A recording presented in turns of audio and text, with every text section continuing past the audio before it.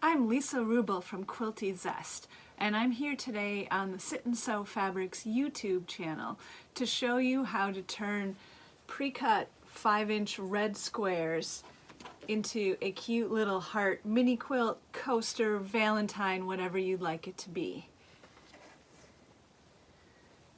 So one of the many types of fabric that Sit and Sew sells on their website are pre-cut squares, and this pack of red squares has a lot of variety in it, just a great scrappy collection of reds.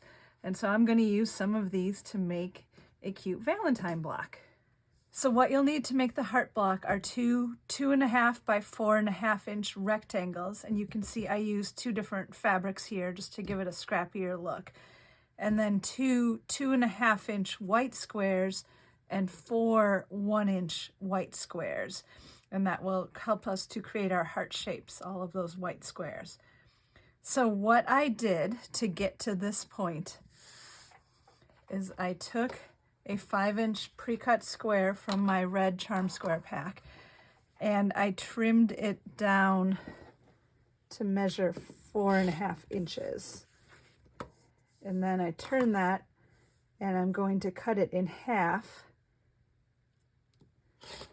which will give me two pieces that are each 2.5 by 4.5 inch. So that's where these came from, was from cutting a charm square down. So from each 5-inch square, you'll have two half hearts that you can mix and match with different fabrics. So the next step in the process is to draw lines on the back of all of your white squares.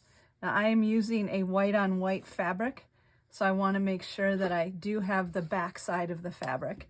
I'm going to take my ruler and a fabric marking pen, a pencil also works, and just draw a line. These may be a little faint for you to see because this is a light blue pen, but you want to go from corner to corner on both your big squares. That one's already got a line on it. And on the little squares. And this will be our stitching lines as we go to create the half hearts. Okay. So I'm going to line up where all of these pieces go, and then we'll talk about the sewing.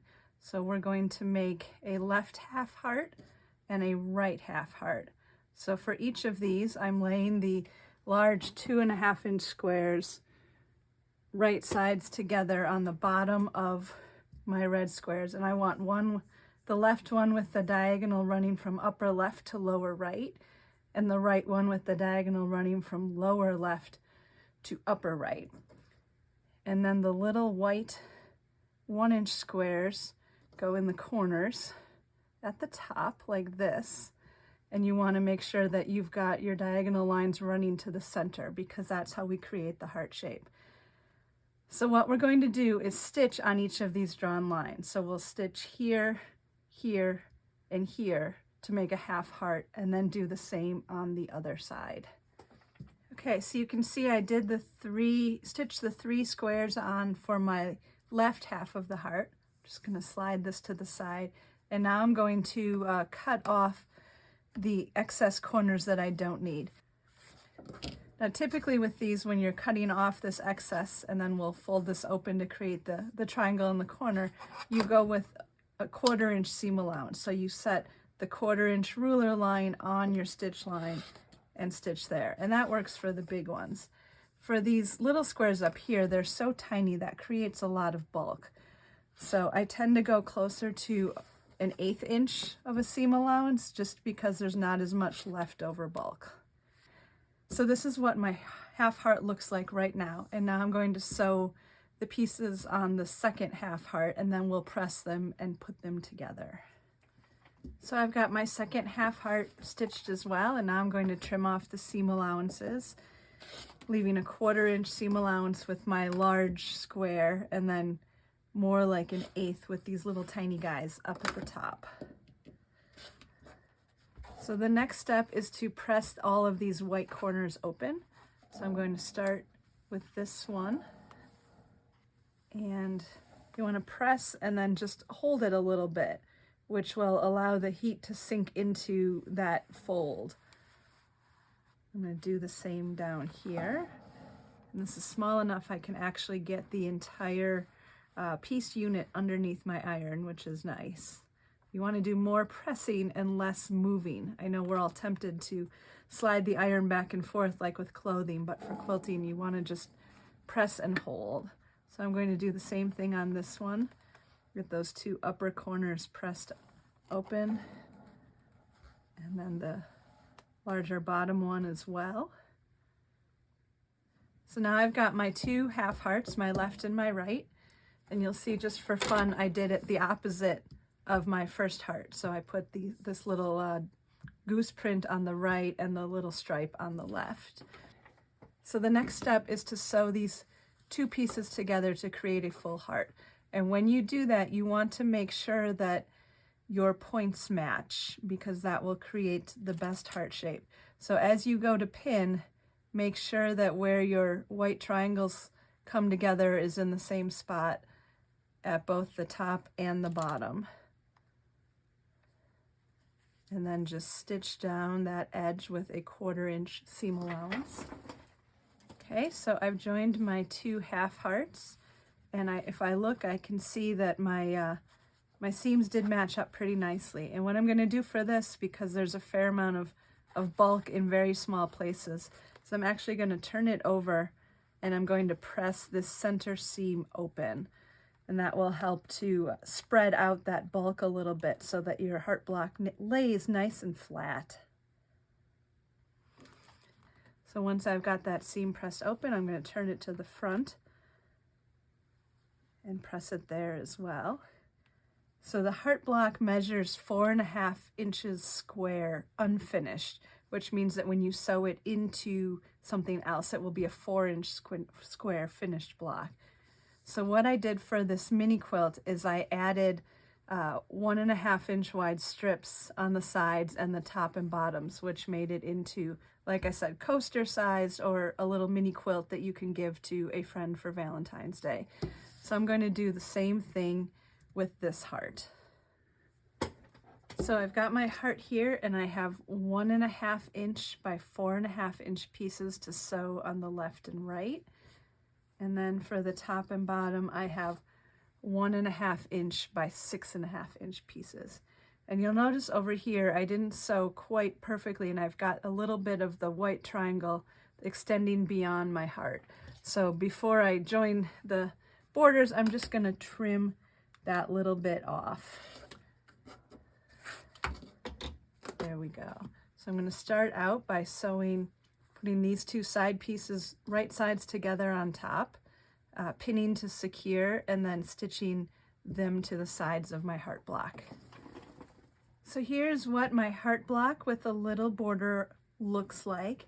And my next step is going to be to layer this 6.5 inch square block with a 6.5 inch square of fusible batting.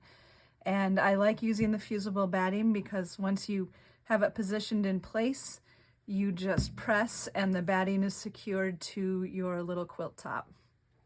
When I made this heart, I did not put a binding on it. I did the pillowcase finish where you have your quilted top and put your backing right sides together on top of it, stitch around the outside edge, and then turn it right side out. So what I'm going to do with this heart that I've got the batting fused onto the back of is I'm going to quilt this just like it is. And you can see in this one I did straight line quilting from top to bottom, and I just used the width of my sewing machine foot as I stitched, and I did white thread so that it would blend into the background. So what I'm going to do is quilt this the same way and then square it up to measure 6 inches square, and then I will put the backing piece on top like this and stitch all the way around the edge, leaving an opening at the bottom. After you've stitched your backing on, starting and stopping about 1 inch in from each of those bottom corners, before you turn it right side out, what you want to do is clip those corners. Make sure you don't hit the seam line, but just cut them off so there's a little less bulk when you go to turn your mini quilt inside out or right side out. So next we're going to turn our mini quilt right side out. You can start out just with your fingers. And then ultimately take a pointy tool like this and gently push out the corners.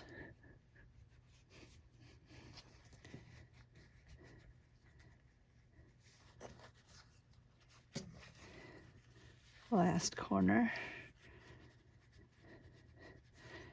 And then what I also like to do is to take that same tool and just use the pointed end inside your mini quilt but against that seam, and that will give you a nice flat edge there.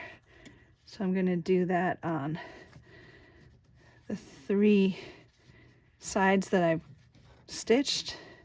That corner could get a little pointier, and here's my 3rd edge, and then just check those bottom corners again. So then the next step is to fold these open edges in and press them so they lay flat, and then top stitch around your entire mini quilt, and that will both close this opening as well as help secure those layers together a little bit more. And here's our finished mini quilt. Could be a cute little coaster or just a little valentine that you give to someone that you love.